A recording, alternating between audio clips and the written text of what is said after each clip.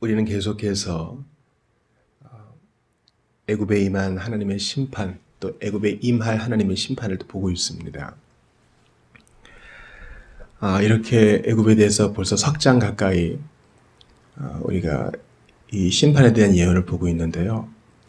하나님의 사람 사랑하심, 즉 하나님의 구원의 행위와 하나님의 악인 심판하심, 이 하나님의 공의의 처벌, 심판은요, 다 같은 하나님으로부터 나오는 것입니다.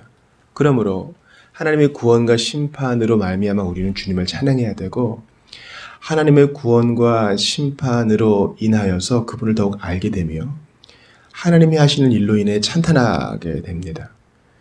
왜냐하면 보세요. 이렇게 교만한 애굽, 그리고 하나님의 백성을 미혹하는 악한 자들을 그냥 놔두신다면 우리가 하나님의 선하심을 상당히 의심하게 될 것입니다.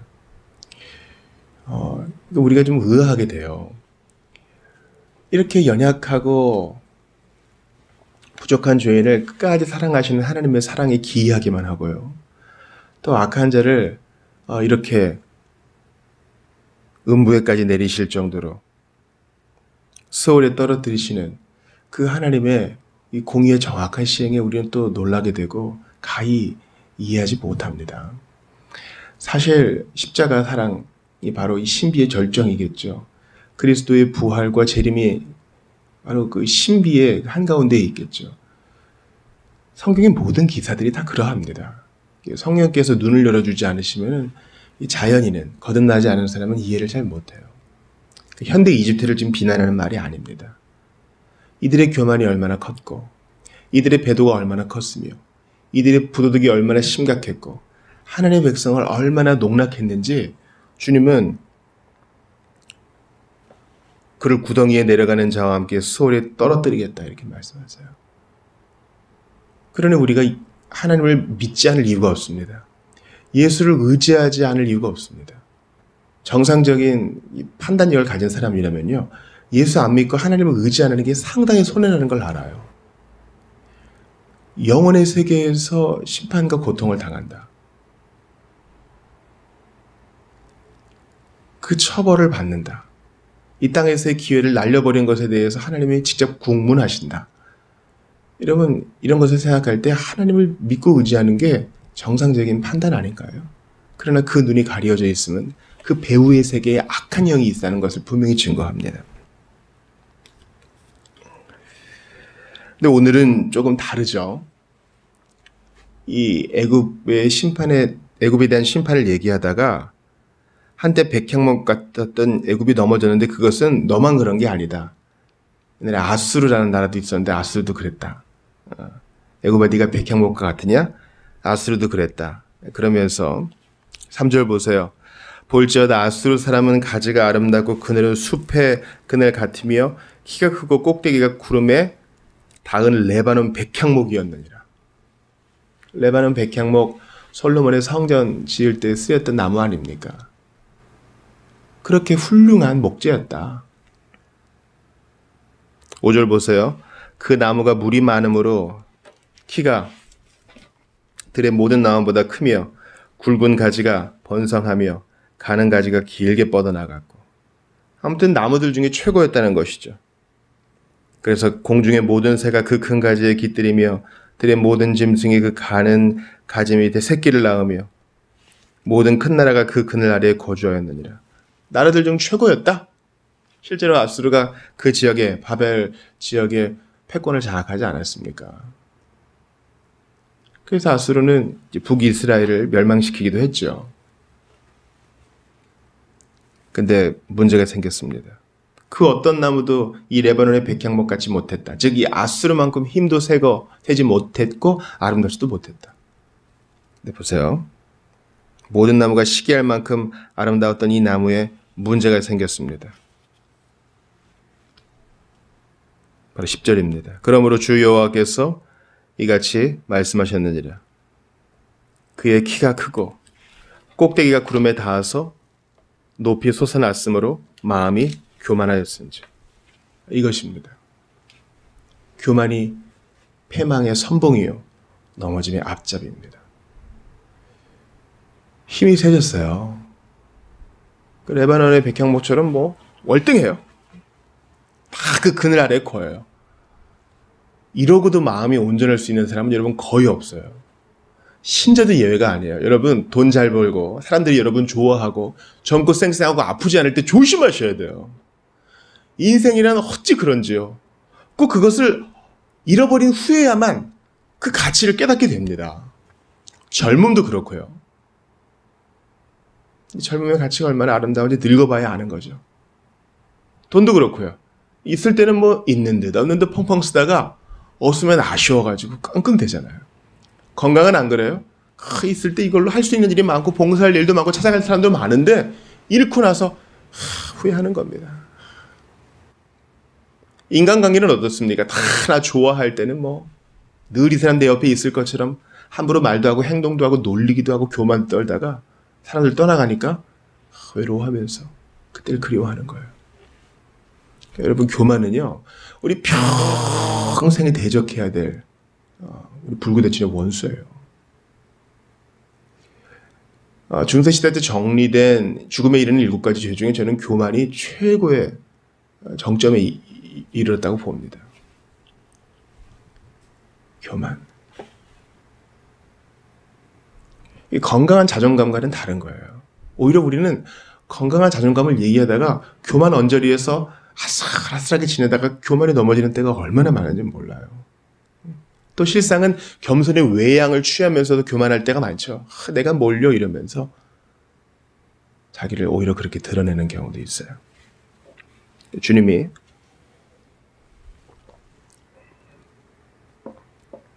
이 교만을 징치하신다고 합니다. 11절 보세요. 내가 여러 나라의 능한 자의 손에 넘겨줄지라 그가 임의로 대우할 것은 내가 그의 악으로 말미암아 쫓아내었습니다. 이 교만을 악으로 정의하신 주님께서 직접 다른 나라들로 말미암아 아수르, 레바논의 백향목 너의 교만을 내가 처벌할 것이다. 실제로 메대의 왕 키악사레스가 그가 왕으로 다스린 지 이제 26년에 이제 막 바벨론의 왕으로 오른 느부갓네살과 함께 연합해가지고 메대 왕과 바벨론 왕이 연합해가지고 니느웨를 멸망시킵니다. 니느웨는 아수르의 수도죠. 니느웨가 함락되면서 아수르 제국은 끝나버리고 말았어요. 그것은 역사적인 사실로 드러납니다. 여러분 초강대국이라는 나라들이 있죠. 오늘날 우리가 생각하는 영원할 것만 같은 나라들. 하나님이 지켜보고 계시고 하나님이 그들의 교만을 분명히 심판하세요. 여러분 생각해 보세요. 제가 어떤 특정 나라를 지목해서 참 죄송하지만 지금 전쟁을 하고 있는 러시아 교만하지 않습니까? 그 지도부가 하는 일들을 보세요. 우리 초강대국이라 할 수 있는 미국은 어때요? 참 좋은 일도 많이 하고 경찰국가로서 참 바른 일도 많이 하지만 결국은 자국의 이익 아닙니까? 그리고 교만하지 않나요? 중국은 어떻습니까? 그리고 솔직히 우리가 다르지 않아요. 피부색이 다른 사람들에게 교만하지 않습니까? 소위 가난한 나라에서 온 나라 사람들에게 우리가 교만하지 않나요? 서비스를 받을 때 교만하지 않나요? 하나님께 다 받아 누리고 있는데 교만을 떨지는 않나요? 원래 내 거였던 것 마냥. 그러므로 우리는요, 욥처럼 곰곰이 생각해야 돼요. 생일잔치 끝나고도 혹시 내가 하나님의 이름을 망령되이 일컫지는 않았는가, 혹시 부지불식간에 죄를 짓지는 않았는가 돌아봐야 됩니다. 교만은요, 평생 어제 이겼다고 뭐 오늘도 장담할 거 없어요. 평생 싸워야 할 악입니다. 오늘날 애굽과 아수르를 멸망시켰던 그 동일한 교만과 그 악들이 오늘날 우리 현대인들을 그리고 현대 그리스도인들을 잠식하고 있습니다. 형태는 계속 다를 수 있겠죠. 음란물일 수도 있겠고 중독자들의 술병일 수도 있겠고 또 약물 중독자들이 반일 수도 있겠습니다.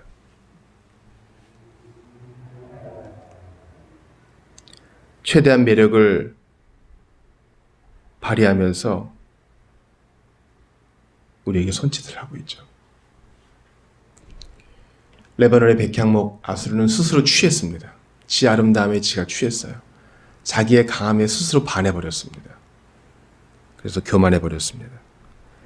14절에 보세요.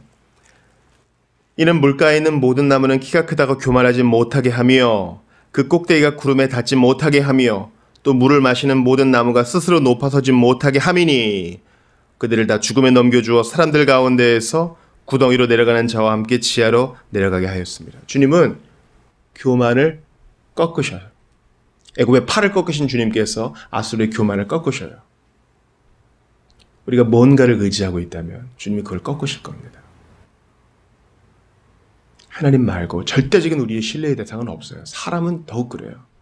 여러분 사람에게 매달려 보세요. 절대 그 상대는 당신에게 영원한 만족과 행복과 평화를 주지 못해요. 그래서 어떤 이들에게 우상은요, 바로 자기 가족, 혈연 관계가 될 수도 있어요. 그리고 그것은 하나님만을 의지하지 못하게 하는 여러분의 또 다른 교만이 될 수 있습니다. 기억하세요. 겉으로는 거들먹거리지 않아도 겸손한 외양 속에 우리는 얼마든지 아수르처럼 애굽처럼 교만할 수 있기 때문에 우리는 우리 자신을 잘 들여다보아야 합니다. 중독은 어때요? 여러분 요즘 뭐 단지 알코올과 마약 말고도 다양한 중독이 있어요. 쇼핑도 그렇고 특정 식품에 대한 것도 그렇고 어떤 기호에 대한 것도 그렇고요. 교만이란 뭐예요? 하나님 한 분만으로 만족합니다. 나머지는 내가 주님께서 유익하게 쓰라고 주신 선물인 줄 알겠습니다. 이렇게 받아들이지 않고 거기에 심하게 의지하면 그게 교만인 거예요, 여러분. 현대 아수르와 현대 애굽의 유혹은요, 상당히 기만적이고 대단히 다양해요. 그러나 신자는, 성령 충만의 신자는 그것을 꿰뚫어 볼 줄 알아야 하겠습니다. 궁극적으로 하나님을 제외한 어떠한 피난처도 망상입니다. 망상이에요. 아수르 보세요. 너무 대단한 백향목이니까 우리 역사서를 보면은 북이스라엘도 쪼르르 달려가고 남유다도 쪼르르 달려가고 필요할 때마다 도움을 청하잖아요. 그러나 하나님이 그 나무를 꺾으세요. 온 우주의 목수이신 그분께서 탁 벌목을 해버리셔요. 역사를 보세요, 여러분. 그렇게 쓰러져간 나라들이 얼마나 많아요. 로마의 영광 다 옛날이에요, 여러분. 다 옛날이라고요. 오스만 제국의 영광 세계대전과 함께 끝나버렸어요. 한때 해상 무역을 장악했던 네덜란드는 어떻습니까? 다 옛날 일이 되었죠. 2차 세계대전 때 일본은 전 세계를 제패할 때 날뛰었어요. 다 옛날 일이 되어버렸습니다. 말을 타고 유럽까지 정복했던 징기스칸, 그 제국은 어디 갔습니까? 우리 교훈을 삼아야 돼요. 하나님은 문나라들을 일으키기도 하고 교만할 때는 수월에 던져버리기도 하시니 우리 인생 일이야. 주여, 우리 인생은 교만할 건덕지가 없습니다. 주 예수님의 발 앞에 납작 엎드릴 뿐입니다. 우리의 해야 할 일을 충성스럽게 다 감당하고도 제가 마땅히 해야 될 일을 했을 뿐입니다. 저에게 은혜를 베푸소서, 이렇게 고백할 수밖에 없는 은혜 입은 죄인일 뿐입니다. 이게 우리 고백이에요. 우리 예수님은요, 수고하고 무거운 짐진 자들아 다 내게로 오라 하셔요. 아수르와 바벨론과 애굽에 둘러싸인 이스라엘, 진짜 수고하고 무거운 짐진 자들이에요. 하나님이 비 내려주지 않으면 굶어 죽을 수밖에 없는 연약한 자들. 주님이 수고하고 무거운 짐진 자들아 다 내게로 오라. 그들에게도 말씀하시고 우리에게도 말씀하세요. 돈에 대한 걱정, 건강에 대한 염려, 성장하지 못할까 애타하는 마음, 저 사람이 떠나면 어떡하나 마음 졸이는 그 순간들, 주님이 다 내려놓고 내게로 오라 하셔요. 그리고 뭐라 그랬어요? 나는 마음이 온유하고 겸손하니 내게로 와서 나의 멍에를 메고 내게 배우라 하세요. 나는 마음이 온유하고 겸손하니. 모세를 이 세상 모든 사람들 가운데 가장 겸손케 하신 그 예수께서 내게로 와라. 마음이 온유하고 겸손한 내가 너를 도와주겠다 하십니다. 내가 너를 가르쳐 주겠다 하십니다. 오늘도 그분께 가서 겸손히 배우며 한 걸음 한 걸음 믿음의 발걸음을 떼어 주님 나라 앞으로 나아가는 여러분들 다 되시기를 주의 이름으로 축원합니다.